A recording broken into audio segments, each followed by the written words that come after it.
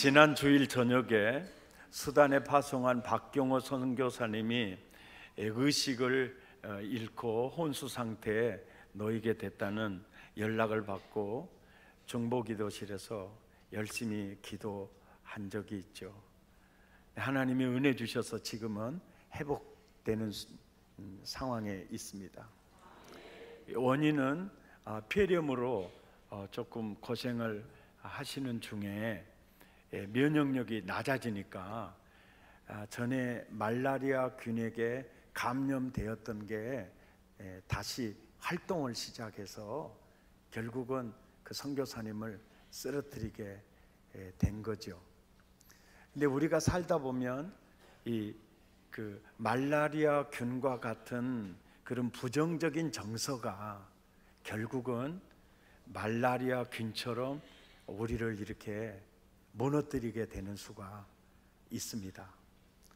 오늘 본문에 보면 15절에 이런 말씀이 있죠. 형제를 미워하는 자마다 살인하는 자다.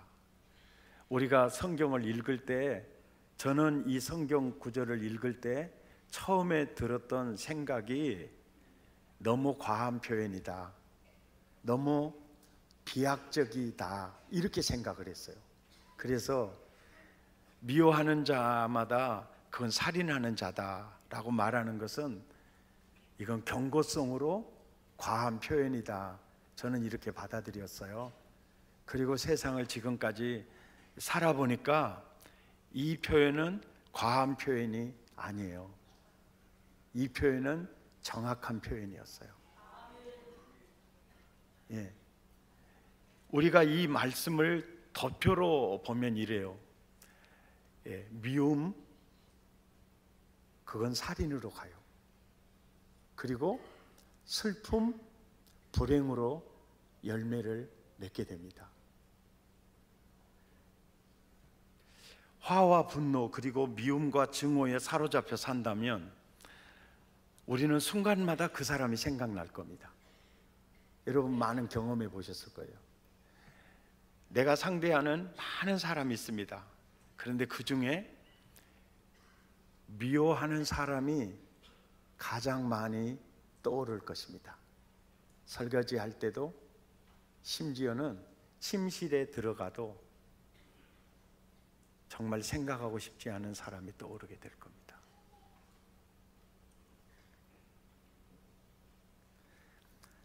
할아버지도 목사고 아버지도 목사고 자기도 목사예요. 그래서 그녀는 꿈을 꿨어요. 유학의 꿈을 꿨습니다. 훌륭한 목사가 되고 싶었죠. 그래서 천국 다음으로 미국이라는 곳으로 유학까지 갔습니다. 그분의 얘기를 그대로 제가 옮겨드리겠습니다. 그런데 그곳에서 가장 어려운 일을 만났습니다. 정말 믿었던 사람에게 가지고 갔던 모든 돈을 털렸습니다. 저를 도탄에 빠지게 했던 사람만 생각하면 분노와 우라가 치밀어 아무 일도 할 수가 없었습니다. 매일매일 지옥과 같은 삶을 살던 저는 먹고 살아야 해서 파트타임 청소년 담당 전도사 자리를 얻었습니다. 그 한인교회에서 돌아오던 밤이었습니다. 왕복 8시간 먼 길, 아무도 없는 깜깜한 숲길을 달려야 했습니다. 남을 미워하고 절망하면 불안과 두려움이 증폭된다는 것을 저는 알았습니다. 싫은 사람들의 얼굴이 떠오르고 증오심으로 인하여 내 마음은 요동치기 시작하고 절망은 더 깊이, 원망은 더 높이, 공포는 더 짙게 깔리고는 끝내 자제할 수 없게 되어 버렸습니다. 그때 자동차 뒷자리에서 들리는 음성이 있었습니다. 그러니까 용서하랬지. 실제 음성이 아닌지도 모릅니다. 그러나 분명한 것은 사람의 음성은 아니었습니다. 차 안에는 아무도 없었고 더군다나 당시 제게 용서는 생각조차 들지 않았습니다. 차 차 안에는 아무도 없었고, 그러니까 용서하랬지. 저는 처음 들은 하나님의 음성이었고, 그 후로도 이런 음성은 들어본 적이 없습니다. 그러니까 용서하랬지. 머리끝에서 전기와 같은 충격이 전해지며 순식간에 온몸을 감싸는 것을 느꼈습니다. 하나님의 평강이었습니다. 그때부터 미움이라는 것이 얼마나 나를 고통스럽게 하는 것인지를 알았고, 그것을 해소시키는 해소제가 용서임을 알았습니다.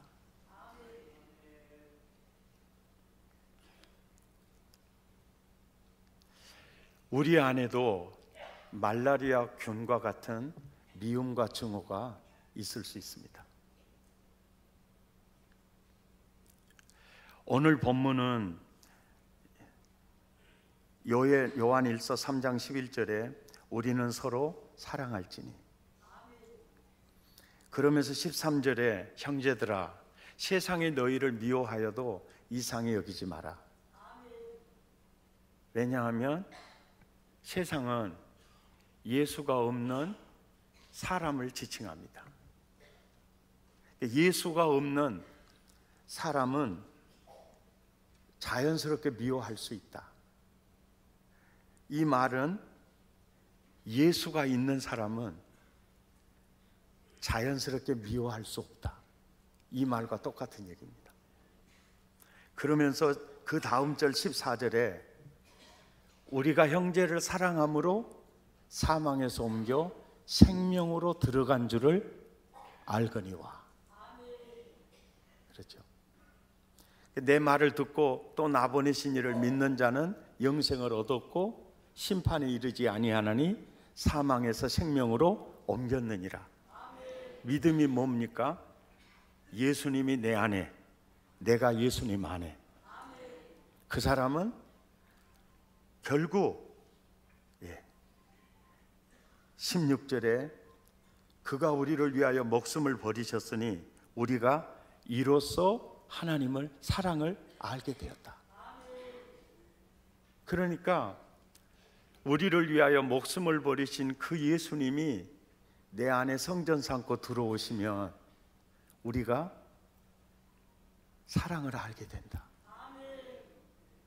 그래서 사랑은 예수 안에 거하는 그 사람은 사랑할 수 있는 존재가 되어 있다. 이렇게 말씀을 하시는 거죠. 미워하는 자마다 살인하는 자니라는 그 구절 안에 반대로 이 내용이 담겨 있습니다. 덧표로 보면 이렇습니다. 사랑하면 사람을 살리게 될 거다. 그리고 기쁨과 행복의 열매가 맺혀질 거다. 이 내용이 그 속에 있는 거예요. 미워하는 자마다 살인하는 자니 걸걸 슬프고 불행하게 될 거다. 그러니까 이 성경 구절을 이 내용으로 요약할 수가 있는 거죠. 어떤 라인에 서시겠습니까? 우리는 사람 살다 보면 다양한 사람을 대하게 되고 우리는 미워할 수밖에 없는 상대들도 만나게 되잖아요.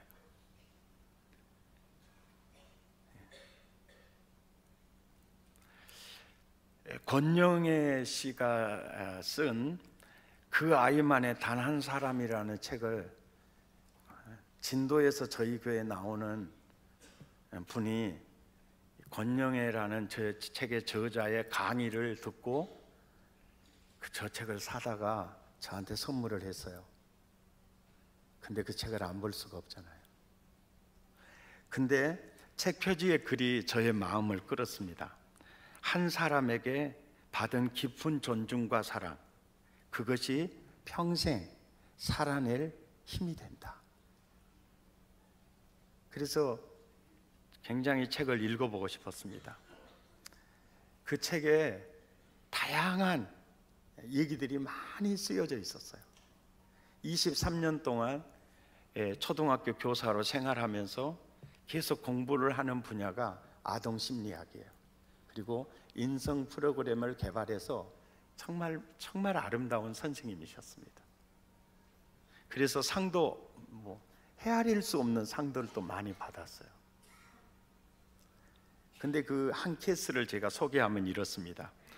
5교시를 시작하기 전 우리 반 아이들에게 이야기 하나를 들려주었습니다. 얼마 전 아이는 생일을 맞았습니다. 벼르고 벼르던 36만 원짜리 자전거를 아빠가 사주셨습니다.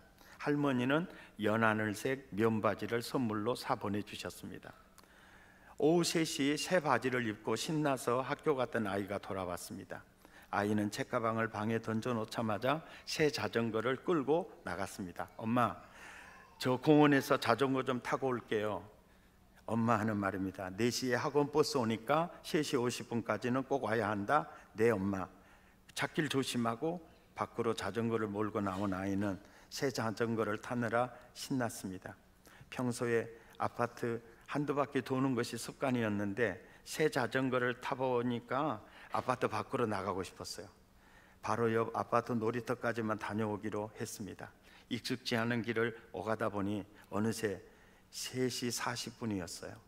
학원도 가야 하니까 한 바퀴만 더 타기로 하고 페달을 밟았습니다. 그런데 다음 순간 부지직, 꽈당, 꽝, 누군가 길에 떨어뜨린 물건을 피하려다 아이는 길 한쪽 사철나무 옆으로 곤두박질 치고 말았습니다.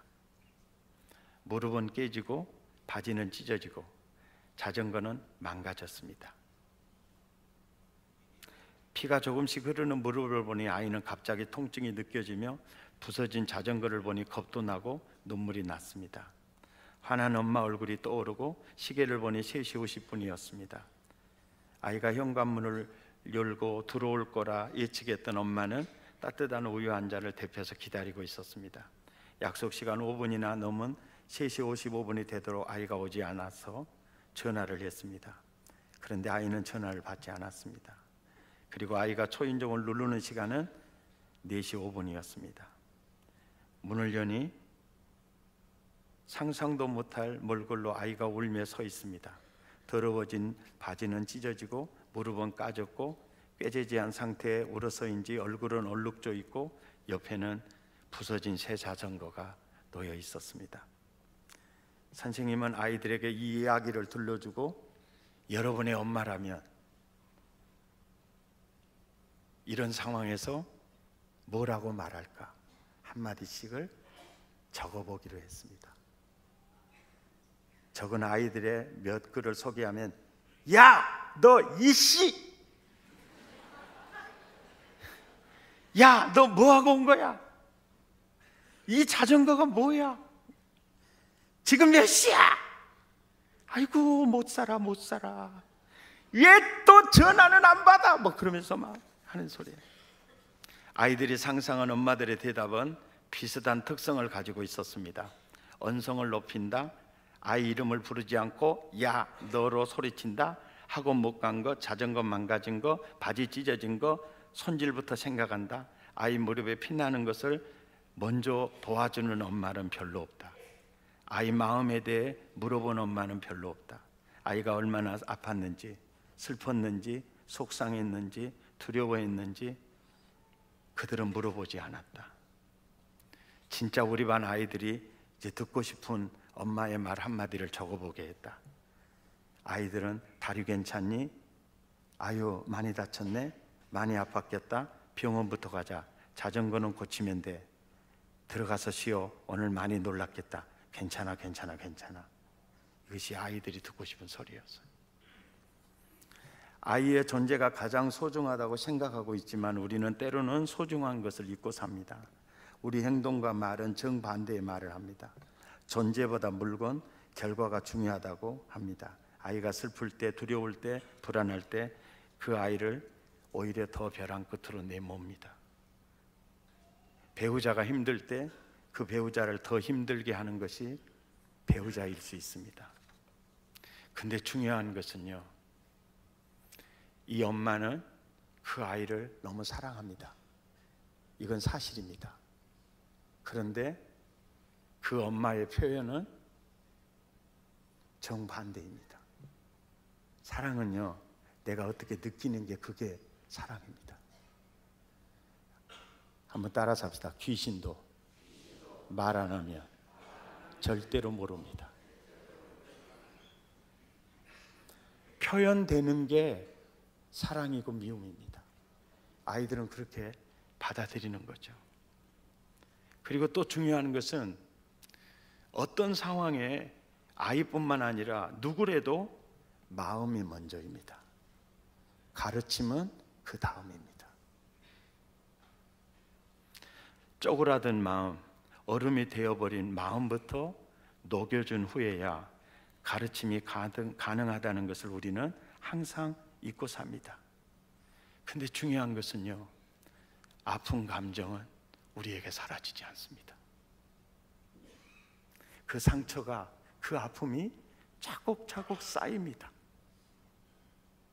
소멸되지 않습니다.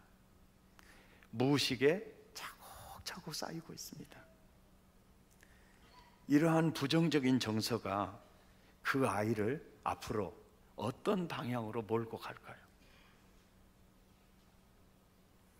마음을 어루만져 주지 못하고 꾸지람만 반복된다면 부모의 마음에 들지 못하는 자신을 늘 느끼고 살 때 그 아이의 자아상은 어떤 의식으로 채워질까요? 묶인 열등 의식에서 그 아이는 벗어나기 위해 얼마나 많은 에너지를 쏟아야 할까요? 무의식의 억울함, 수치심, 분노가 저장된 아이는 어떤 자아상을 가지게 될까요? 어떤 자존감으로 세상을 살아가게 될까요? 그리고 그가 또 다른 사람을 어떤 모습으로 대하면서 살까요? 그가 낳은 자식을 또 어떻게 키워갈까요? 악순환이냐 선순환이냐?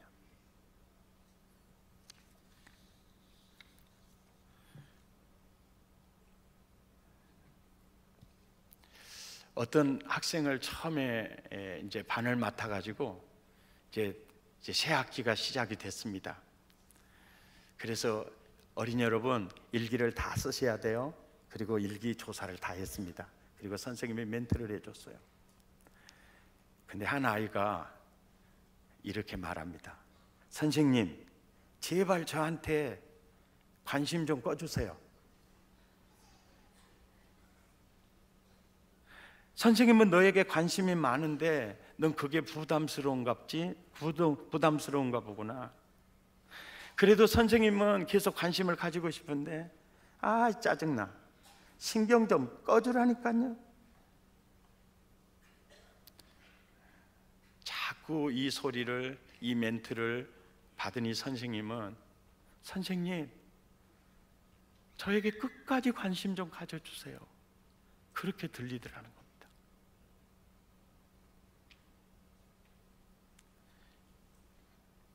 야, 내가 왜 너에게 관심을 갖는 게 너 싫은 거냐고 이제 조용히 물어봤어요. 말을 잘 안 하죠. 나는 네가 좋은데 너는 내가 싫은가 봐. 왜 그러는 거야? 그때 속마음을 털어놓는 거예요. 선생님도 얼마 지나면 나를 싫어할 텐데요. 새 학기가 시작하면 언제나 선생님들은 따뜻하게 다가오다가 내가 공부도 잘 못하고 말썽 부리고 있으면 또 싫어했던 거죠. 이렇게 성과 중심, 이렇게 획득 중심으로 사람을 대했던 거죠. 어떤 정말 관계 중심으로 대하지 않았던 것, 그런 아픔이 있었죠. 체육 시간입니다. 근데 이 아이는 언제나 체육 시간인데 몸이 아프다고 그냥 책상에 엎어져 있거나 그저 나오면 벤치에 앉아 있어요. 얼마나 선생님 마음에서 짠하겠어요. 예, 너 왜 운동을 하지 않는 거니? 그래서 가서 손을 따뜻하게 잡아주면서 물었어요. 선생님, 저도요 하고 싶어요. 근데 왜 안 하니? 내가 공을 던질 때요, 내가 잘못 던지면요 아이들이 싫어해요. 내가 공을 받을 때 그것도 못 받는다고 아이들이 또 나를 싫어해요. 그래서 나는 운동하는 게 싫어요.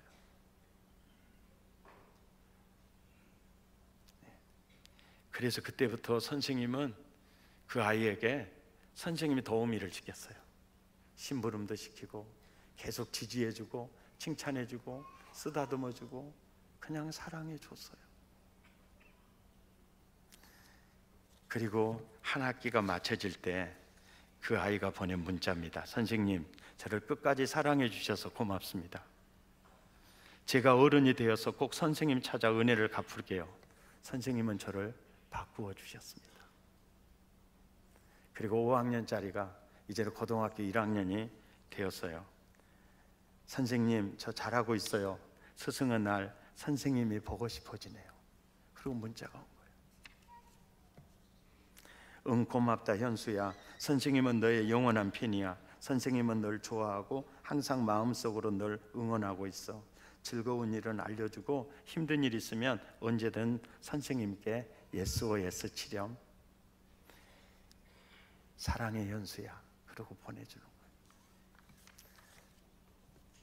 그 아이만의 단 한 사람이 존중과 관심이 있으면 아이는 변한다는 이 책의 내용입니다. 하버드 대학교 교육학 대학원 조세핀 킴 교수는 이렇게 말을 하더군요. 아이를 진심으로 돌봐주는 단 한 명의 어른만 있으면 아이는 변한다. 저는 이 설교 준비를 하면서 생각나는 분이 계셨습니다. 저는 용당 초등학교 2학년 때 강주 소속 초등학교로 전학을 갔습니다. 근데 모든 아이들이 저를 포함해서 얼굴이 우유 빛깔이었어요. 저는 비록 초코 우유 빛깔이었지만 걔들은 전부 서울 우유 빛깔이었어요. 얘들이 입는 옷 너무너무 달랐어요. 그리고 나의 도시락은 보리밥에 멸젓국이었어요. 아이들이 냄새 난다고 제 곁을 떠나갔어요. 돈을 낸 애들은 우유를 먹었어요. 저는요 그때 노래 불렀어요. 바라만 보고 있었어요. 한 모금이라도 줄 줄 알았는데 다 퍼먹었어요. 개 같은 것들이었습니다. 그 우유가 그렇게 맛있게 보였어요. 저 용당 초등학교 다닐 때는요 그래도 좀 한다고 했는데 거기 가니까 따라갈 수가 없어요. 예, 그들을 따라갈 수가 없었어요. 점심시간이 제일 싫었어요. 그러니까 공부가 재미가 없었어요. 그래서 늘 생각나는 게 엄마 생각밖에 나질 않았어요. 그래서 사실은 가출도 4번이나 했죠. 초등학교 다니면서 가출도 4번이나 했어요. 예, 그래서 가출한다 그래서 얘들이 못 된다고 생각하지 마세요. 아이들은 12번 될 수 있습니다.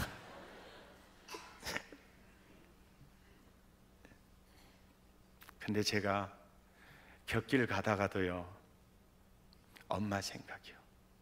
동조야, 나는 네 아니면 내가 왜 고생하고 산대? 어디 가면 나 밥 하루 세끼 못 먹고 살 줄 아냐? 네가 나의 기쁨이야. 네가 나의 소망이야. 그런데 사실은 나는 되게 못생긴 아이거든요. 근데 우리 엄마는요 세상에서 네가 제일 잘생겼다 그러더라고요. 저는 칭찬.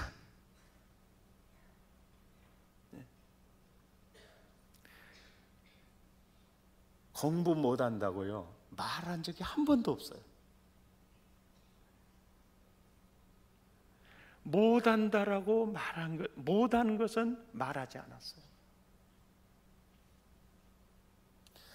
조금이라도 잘한 거 있으면요 엄청 묵가지를 넣어가지고 칭찬을 해줬어요. 예. 참 너무 감사하죠. 아, 엄마 사랑이 나를 살렸구나. 아멘이죠. 우리는 엄마로, 아빠로도 중요하고, 우리 배우자들도 있잖아요. 배우자들도 우리 젊은 청년들에게 꼭 하고 싶은 얘기가 뭐냐면요, 이제 혼담이 오고 갈 때, 또 이제 인사비도 가고 또 혼수도 이렇게 할 때, 그때 너무나 많은 상처를 받아요. 부모도 상처받고 대상자들도 상처를 많이 받아요. 그러니까 형제 자매가 만나면요, 자매님, 우리 부모님 내가 너무너무 존경해. 우리 부모님 직장 생활하고 박봉 월급 받아서 우리 키워내면서 모아놓은 것이 없어. 또 우리 부모님 사업하다가 실패해서 굉장히 어려움을 당했어. 그래도 우리는 가난 속에서도 정말 나는 아빠 엄마 너무 존경해. 그런데 다이아 반지 해줄 입장은 못 돼. 인사옷값 많이 보낼 입장은 못 돼. 그래도 괜찮을까? 그때마다 형제 자매님들 꼭 이렇게 얘기해야 돼요. 반지요, 당신이 나의 보석이에요.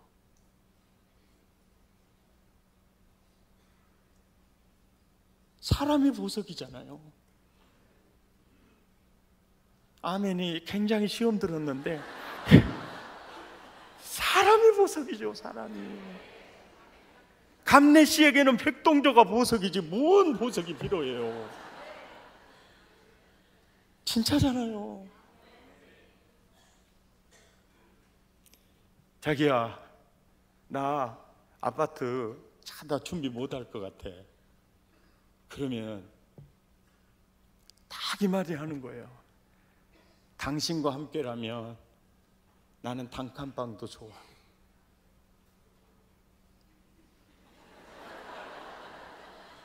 말 한마디에 말 한마디.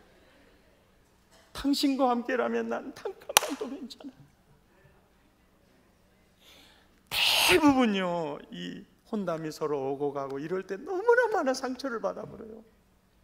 근데 그 상처가 얼마나 힘들게 하는지 몰라요. 그게 다 쌓인다니까요. 그래서 굉장히 정직하고 솔직하게 서로 하면 너무너무 좋을 것 같아요. 아멘. 시집 가신 분들이 아멘을 별로, 시집 안 가신 분들이 아멘을. 아멘. 그래서요, 우리가 아빠로, 또 우리가 엄마로, 또 우리가 교사로, 또 주일학교 교사로, 우리가 셀지기로, 우리가 지체지기로, 우리가 교구지기로 어떻게 사람을 대하며 살아야 할까? 사람을 살리는 은혜가 나와 여러분에게 있기를 바랍니다. 사랑은 생명이에요. 그리고 기쁨이고 행복해요. 이 설교 준비를 마무리 지면서 전혀 우리 사랑의 가족들과 함께 설교 시간에 나누었던 분이 있어요. 그분이 누구냐면, 그 집안에서 혼자 청년 때 예수를 믿었어요. 예수님이 너무 좋아가지고 부모 반대를 무릅쓰고 신학을 했습니다. 그리고 목사가 돼서 외롭게 결혼했어요. 그리고 시골교회에 부임을 했습니다. 그런데 자꾸 기침이 나서 감기인 줄 알았는데 나중에 동네 병원에 가니까 큰 병원으로 가보라고 했어요. 그래 큰 병원에 갔더니 결핵 말기예요. 그래서 당신은 갈 곳이 딱 한 곳이 있는데 그게 바로 마산 결핵 요양원이에요. 예. 아무도 날 찾는 이 없는 그 노래 있잖아요. 거기서 만들어진 노래거든요. 당시의 결핵은 암이었어요. 그리고 이분이 들어가는 병동은 바로 임종을 앞둔 병동이었어요. 사람들이 죽어져 가요. 아, 저 사람에게 꼭 필요한 게 복음이겠구나. 다가가서 자기도 몸도 가누기 힘든 몸이에 다가가서 찬송 불러주고 복음 전하고 기도해 줬어요. 온 힘을 다해서 했어요. 그리고 편안하게 낙원으로 이민 가는 분을 보면서 너무 행복한 거예요. 그러다 보니까 많은 분들이 그 목사님을 찾게 됐어요. 그때 그분이 느꼈어요. 하나님, 나는 복음을 위해서, 복음이 좋아서 나는 이렇게 신학 오고 나는 시골에 이렇게 섬겼는데 제가 뭘 잘못했어요. 처음에 원망했는데 그걸 보면서 아, 이것이 내 사역이구나. 저들을 위해서 주님이 나를 이곳에 보냈구나. 너무 기쁘게 생각하면서 계속 나야 이미 죽을 몸인데 일찍 죽이나 늦게 죽이나 죽기는 매일 반인데 그러면서 열심히 이리 살다 보니까 하루는 의사 선생님이 그러더래요. 병실을 옮기라 그러대요. 그러니까 그게 이제 뭐냐, 임종 직전 병실에서 더 직전 병실로 옮긴 거예요. 이래가지고 또 얼마 있으니까 또 옮기라 그래. 또 옮긴 거예요. 그러더니 나중에 태어나라가 들어가나요? 그래서 대학원에서 석사학위를 받고 독일 유학 가서 박사학위 받고 들어왔어요. 그리고 연세대학 교수로 재직 중에 한신대학의 학장으로 청빙을 한 겁니다. 이분이 그 유명한 김정준 박사님이세요. 네. 마산 계랭 요양원에 무덤 직전 방에서 아, 하나님이 저 영혼들을 위해 나를 보내시구나.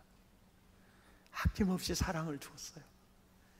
그 사랑이 결국은 자기를 살려버려. 자기를. 아멘. 자기를 살려요. 승리하시기를 축복합니다. 우리 함께 찬양하십시다. 사랑은 언제나 오래 참고 사랑은 온유하며.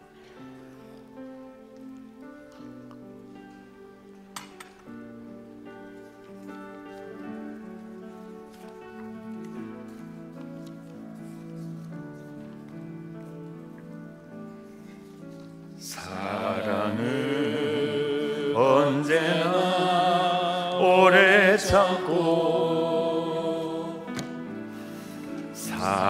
사랑은 언제나 온유하며